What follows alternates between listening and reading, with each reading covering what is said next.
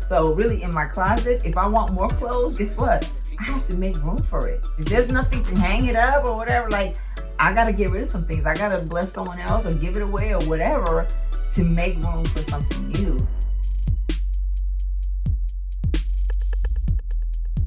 Hi, welcome back to our channel, beautiful people. Hello, I'm Susie. And I'm Ness, and this is Mom and Daughter Talk, where we hope to inspire, encourage, and uplift your mother-daughter relationships. So welcome back. If you're new here, be sure to subscribe so you can be notified when new content has arrived. Thanks for joining, and today we are talking about... Today we're going to talk about, is it time to stay and hold on, or is it time to let go and go? All right, cool.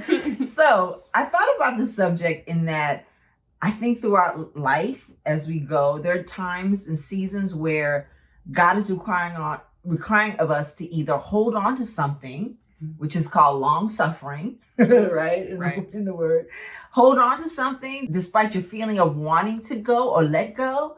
Or is he asking you to let go of something when you really want to hold on, right? So really, ultimately, on both sides, it comes down to what is God's will for my life in this season? Okay, I think that's the question that we have to ask. And so anyone out there, like whatever season you're in, I think it's important to assess ourselves and thinking this particular situation, or it could be even letting go of mindsets and things like that in your life. And is God asking me to hold on to this and fight for it? Or is he asking me to let it go and to release it? So I'll start it off in that there's things that I've had to let go when I've wanted to hold on. You know, when it comes to people, it's either... I always say it's either a reason or a season or a lifetime, right? So let's get the lifetime out the way, meaning you won't know that it's a lifetime until time passes, right? Yeah. When it ends, then you can kind of see, okay, maybe that was a season. Or sometimes you meet someone and you know that it's for a reason. So let's say you meet someone and it's really for a season, but yet you want to hold on like it's a lifetime thing, right? And go beyond where it needs to go, right? So in those times, it can be very difficult to let go. However, if you feel like the Lord is asking you to let go, you just have to see that he has something better. I always say you have to make room. Oh, as a matter of fact, one of my favorite songs, or my favorite artist, Jonathan McReynolds, he talks about making room, really making room for the Lord in your life. But really, a practical example would be, okay, I like clothes. Okay, that's one of the things I like. So really in my closet, if I want more clothes, guess what? I have to make room for it. If there's nothing to hang it up or whatever, like I got to get rid of some things. I got to bless someone else or give it away or whatever to make room for something new. Have you had a situation or circumstance where you had to let go of something? Of course, yeah. Oh, talk about it. Tell the peoples. The peoples. I had to let go of friendships. I had to let go of romantic relationships. I had to let go of Instagram, social media. Yeah. Man, I had to let go of my attitude. That's thrown into the fire, into Sheol. I think Sheol in Greek is hell. Got it.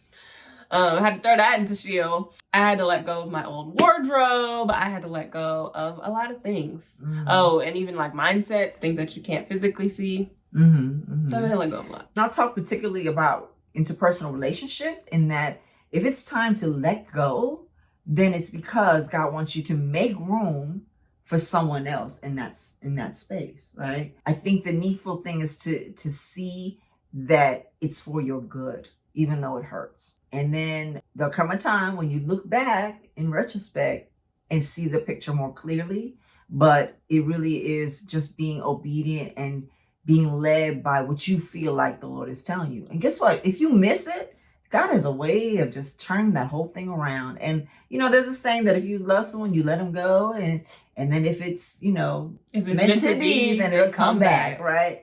And I believe that's true. Because a good friend of mine used to say, you know what? If something is God's will, you could take it into the corner, beat it with a stick, and it'll still come back alive.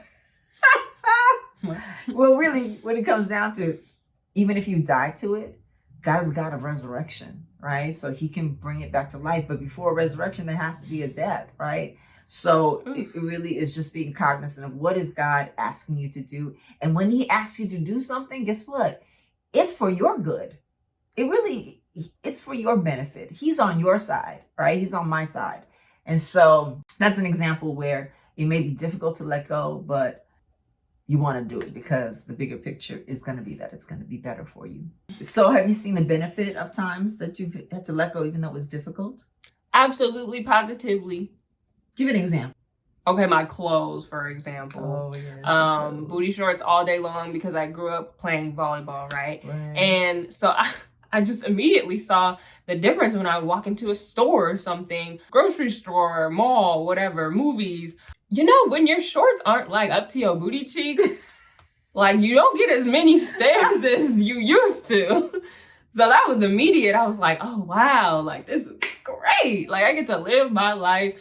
And I have to worry about like looks and stares and don't get it twisted, or I'm not gonna get it twisted. Before I wanted those looks and those stares. So the way I dressed complemented that, if you want to call it that. But then once I was like, nope, don't want any stares, any looks, like I'm good. Once my wardrobe changed and I started wearing those Bermudas, go to your knees or something like that. Then, you know. But that's like, because it's still cute. Because I really think we should look modest in some ways, but like, let's not look homely. I think it's wonderful to be fashionable and to look your best, but it doesn't have to be salacious.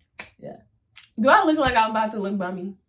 No, not at all. But I'm just saying for the peoples out there. Oh, I think they know that. I think the thing is, because my struggle was like, I don't know what that looks like. Like to dress modest and still look cute. Like, I don't know what that looks like. So that was the hard part for me. But, oh yeah, that was like instant. I could tell the difference. So where do you think that came from? Because I think I dress kind of modestly in the sense of I'm fashionable, but I'm, not salacious. So when you said you didn't know how to do that, where did you learn to do that? Was it volleyball? Was it doggone volleyball and those little spandex things? That I learned what? Just to, be very free as far as... Oh, my body? Yeah, or feel comfortable with that. Oh, for sure. Yeah. That's what it was. Because if you play like any sport where, ballet, skating, volleyball, gymnastics, like you're wearing these leotards or like really... body small conscious stuff. things. Yeah, water polo, swimming. So it's like you get used to that because you're playing sports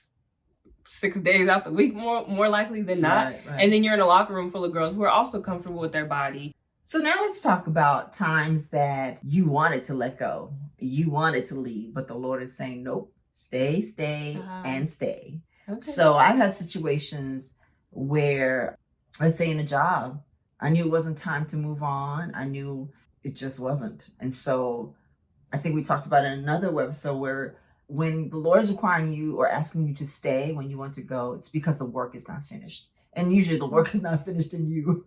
Yeah. Right. So there's been times that I wanted to go and just whatever. But when I felt like I should stay, then I did, to let the work be done so that when I am released to go, that I'll be prepared.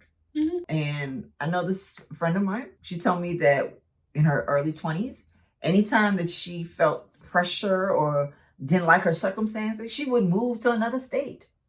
That girl has moved a lot throughout the states. So 50 states, she's been probably in about 15, 20 of them, right? In her 20s, okay? But then she said she realized one day, guess what? Wherever I go, it's like trying to run from your shadow. You take you with you. So whatever issues you have, you take it with you. And so therefore, it's kind of like taking a class. And if you don't pass it, guess what? You haven't learned what you need to learn. So therefore, that lesson is going to come back up again and again and again. So she found herself running from her own, or trying to run from her own self, and couldn't do it. You can't outrun your own shadow. You can't outrun yourself. So she decided to get rooted and get that mindset out of her as far as that when pressure hits, I'm leaving. And there might be some people out there now that you want to go, but yet you are feeling compelled to stay.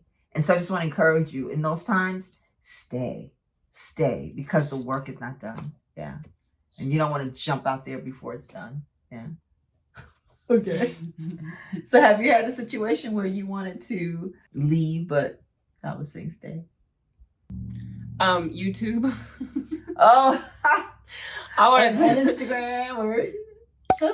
Oh, okay, never mind. I thought you were gonna say and Instagram, but go ahead.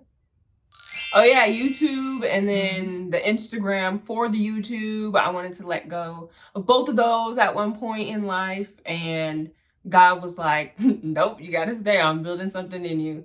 And more than that, it was like, I need you to reach people. I need you to touch people, and this is my training ground for what He's calling me to later in life. And so I was like, all right, there's a lot riding on this. There's a lot at stake. There are people who need to hear things that I guess I've lived and I've gone through. And then there is a next level, a next step that He's taking me to. So it's a double-edged sword. And so I was like, do I give into my emotions right now? Or do I look at the big picture and the future that God has for me?